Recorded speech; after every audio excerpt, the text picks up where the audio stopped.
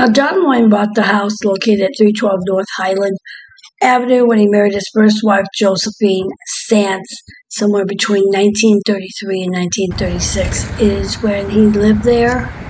He married his first wife, Josephine Sanez, on June 24th, 1933, at the Sanez family home. John and Josie was married from 1933 until 1945. Morning from Hollywood Happenings at the Hollywood Hour. This is Karen.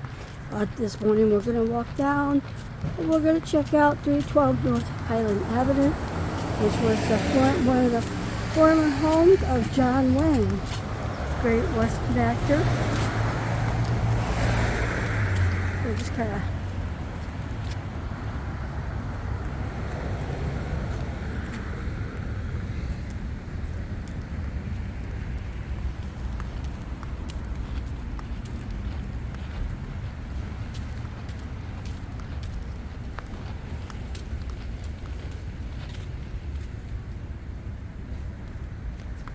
this is 318.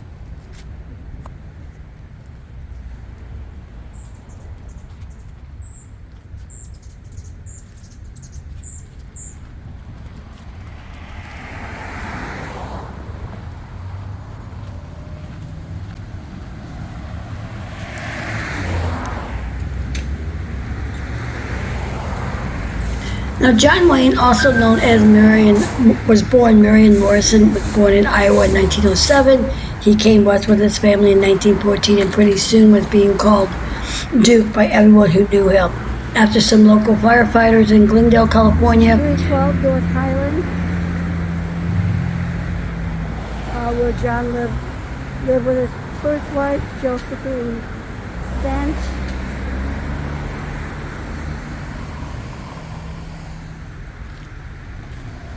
The Hancock Park neighborhood, very exclusive.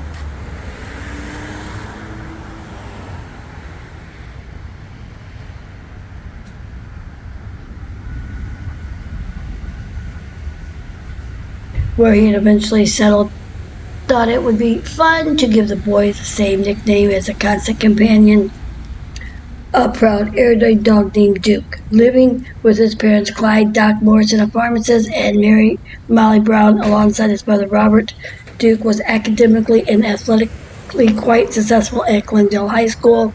His exploits there led to a football scholarship at the University of Southern California, USC, where he attended until a body surfing accident ended his football dreams and led him to look for local work at movie studios to support himself once the Great Depression was in full swing. Now, Duke eventually found a job at the Fox Film Corporation as a member of what they called a swing gang, meaning he was a prop man, moving furniture, material, and equipment around for filmmakers.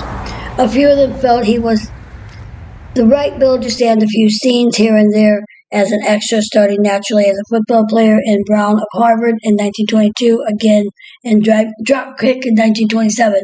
It wasn't long before one of the Hollywood great directors, John Ford, noticed Morrison and gave him a job herding geese in the 1928 film called Martin Matchy. Eventually, the two of them hit it off and became lifelong friends, but at the time, Morrison tried to learn his first starring role as the Cowboys' Brett Coleman in the 1930 film The Big Trail. During this production, studio executives gave Morrison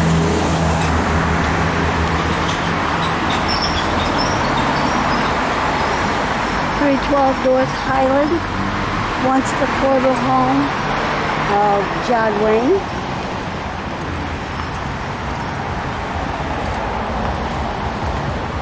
Some of the homes in the neighborhood.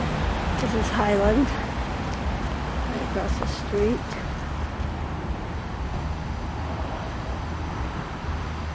A new name in the hopes of making him an easier sell to the film audiences, and he readily accepted the monkey, or John Wayne, saying it was okay with him if the people paying his salary wanted to spruce his name. Now, throughout the 1930s, John Wayne diligently diligently and strategically honed his craft while starring in a series of less well-known Western features and serials, preferring to spend most of his time with stuntmen and real-life cowboys so that they could teach him the skills necessary to play a realistic cowboy on screen. He developed over the period his signature walk, a fist-fighting style, wardrobe performances, and performed many of his own stunts.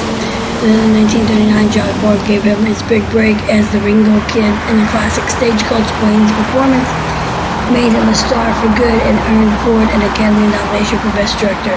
And the 1940s and 50s saw John Wayne develop into an important figure of the American landscape and was a series of starring roles in Western and war pictures.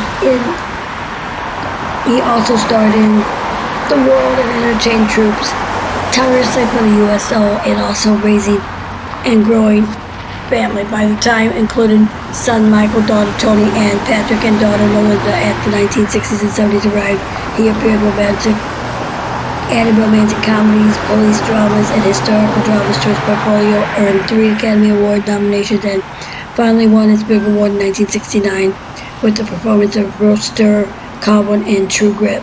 His final on-screen performance as a gunman struck with cancer in 1976, The Shootist, is considered one of his greatest performances. Along the way, he survived a 1964 bout with lung cancer and saw him lose a lung and several ribs and a couple of divorces before remarrying and having 3 more children, Marissa, Aissa, and Ethan. Later in life, he increasingly spoke out on national issues and played a central role of helping to get the United States Senate to ratify the Panama Canal treaties in 1977.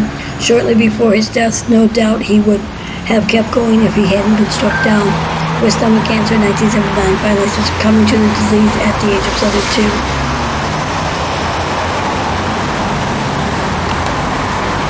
Posthumously, John Wayne was awarded the Congressional Gold Medal and Presidential Medal of Freedom, but perhaps John Wayne's greatest legacy was his dying wish, which was that his family and supporters use his name and likeness to help the doctors fight cancer, a wish that led to the creation of the John Wayne Cancer Foundation, JWCF, in 1985. Over the years, JWCF has supported research for funding the creation of Cancer Institute and the bears his name, education programs awareness programs, and support groups. Robert Morrison, known professionally as John Wayne and also nicknamed Duke, was an American actor who became a popular icon through starring roles in films made during Hollywood's golden age, especially in Western and war movies. He was born on May 26, 1907 in Winterset, Iowa. Here's a former home of John Wayne and his first wife, Josephine Sanez. 312 North Highland.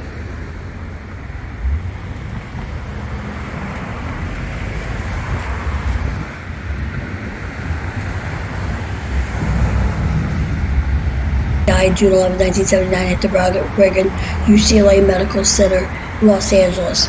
He was 6'4". His full name is Marion Robert Morrison. His children was Patrick Wayne, Ethan Wayne, Anissa Wayne, Michael Wayne, Marissa Wayne, Belinda Wayne Munez, and Mary Antonia Wayne LaCarva.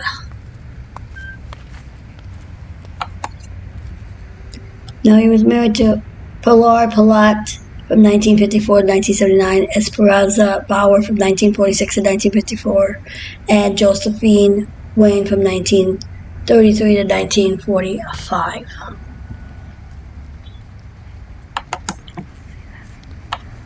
Now, some of his movies that he's known for include El Dorado, 1966, True Grit, 1969, Rio Bravo, 1959, The Quiet Man, 1952. He made several I Love Lucy appearances. His children is Patrick Wayne,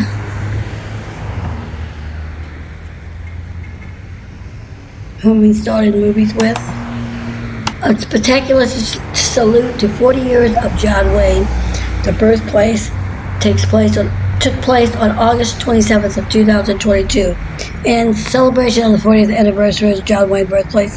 First opening doors to the public, we are presenting a one-day event that will salute our impression history and entertain with lavish family-style events that will thrill children of all ages. Founding birthplace board member Jay Trask will recall our early days followed to live by big top performances in the Great Culpeper, a Merryweather Circus, a rousing concert turn of the century circus music performed by the Winnipeg Community Band, and a rare screening of the famous circus was starring John Wayne and Claudia Cardell at the Iowa Theater. We hope you all join us on August 27, 2022 for what promises to be a real-life experience. It's located at 205 South John Wayne Drive, Winchester, Iowa, 50273.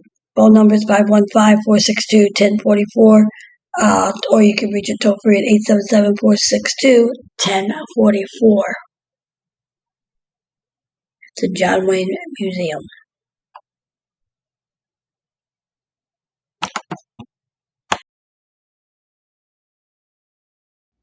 Hollywood Says, don't forget to subscribe, hit that notification bell, leave a comment, let us know what you think. Hollywood Says, subscribe, notify, and leave a comment. Let us know what you think, what you want to see. Hollywood Says.